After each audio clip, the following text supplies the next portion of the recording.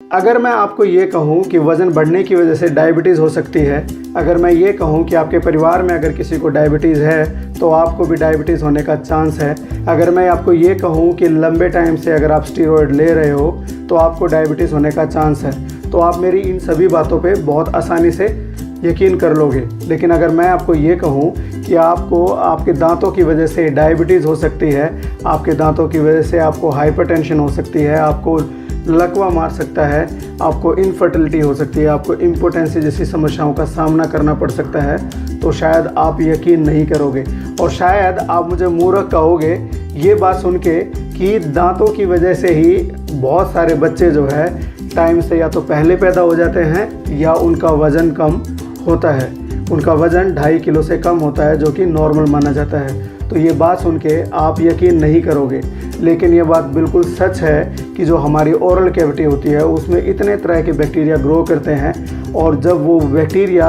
एक अमाउंट से ज़्यादा ग्रो करने लग जाता है तो वो हमारे गम और जो हमारे मसूड़े होते हैं, मसूड़े के अंदर जो टिश्यू होता है और जो साथ में जो बोन होती है उसको डैमेज करने लग जाता है, जिसको बोलते हैं पेरियोडोंटाइटिस।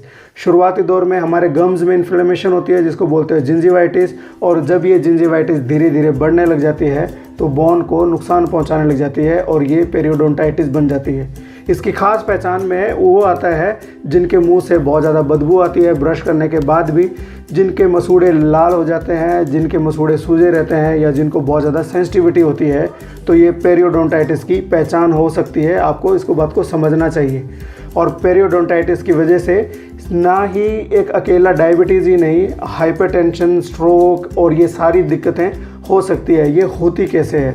जब गम की इन्फ्लेमेशन होती है, जिंजिवाइटिस, तो उसके बाद में बैक्टीरिया काफ़ी ज़्यादा कॉलोनी, अपने काफ़ी सारे बैक्टीरिया एक साथ ग्रो करने लग जाते हैं, धीरे धीरे करके बोन को डैमेज करते हैं और जब ये टॉक्सिन्स रिलीज़ करने लग जाते हैं तो ये हमारे शरीर इसको बाहर निकालने के लिए इस पर एक्ट करता है, और जब हमारा शरीर इस पर एक्ट करता है तो इस तरह के केमिकल्स बनाते हैं जिसके ये इफ़ेक्ट होते हैं हमारे ब्लड में जाने की वजह से कि डायबिटीज़, हाइपरटेंशन, ये सारी प्रॉब्लम्स होती है। प्रेग्नेंट फीमेल्स में इसकी प्रॉब्लम और ज़्यादा होती है क्योंकि ये माना जाता है कुछ कल्चर्स में कि प्रेग्नेंट फीमेल को या डिलीवरी होने के बाद में ब्रश बिल्कुल नहीं करना चाहिए क्योंकि ये दांत हिलते हैं और उसकी वजह से ज़्यादा दिक्कत हो सकती है। लेकिन होता उल्टा है कि दांत हिलते हैं ब्रश क्योंकि वेस्कुलरिटी बढ़ जाती है, खून का दौरा जो इस जगह पे बहुत ज़्यादा होता है, तो दांतों में दिक्कत ज़्यादा बढ़ जाती है ब्रश ना करने की वजह से।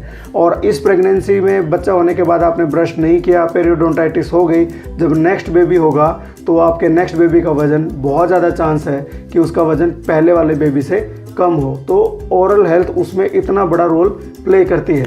और अगर आप डायबिटिक हो तो डायबिटिक में ओरल हेल्थ मेंटेन करना बहुत ज़रूरी है क्योंकि आपको अगर पेरियोडोंटाइटिस हो गया है तो आपका शुगर भी कंट्रोल नहीं होगा।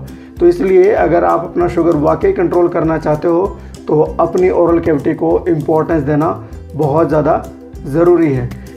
इस वीडियो में मैं आपको सिर्फ यही बताना चाह रहा था कि हम अपनी ओरल कैविटी को बहुत लाइटली लेते हैं, अपनी जो डेंटल हाइजीन है वो मेंटेन करना बहुत ज़रूरी है। पेरियोडोंटाइटिस से कैसे बचेंगे? आपको 2 बार ब्रश करना है और 2 मिनट तक ब्रश करना है। हर तीसरे महीने में आपको अपना ब्रश चेंज कर देना है और आपको बीच बीच में अपना जो डेंटल केयर भी आपको एग्जामिनेशन करवाना चाहिए। किसी भी तरह की सेंसिटिविटी को इग्नोर ना कीजिए और अपने डॉक्टर को ज़रूर से ज़रूर दिखाइए। तो आज की वीडियो में इतना ही। नए हैं तो सब्सक्राइब कर लीजिए, पुराने हैं तो जाते वक्त लाइक कर दीजिए। Thank you so much.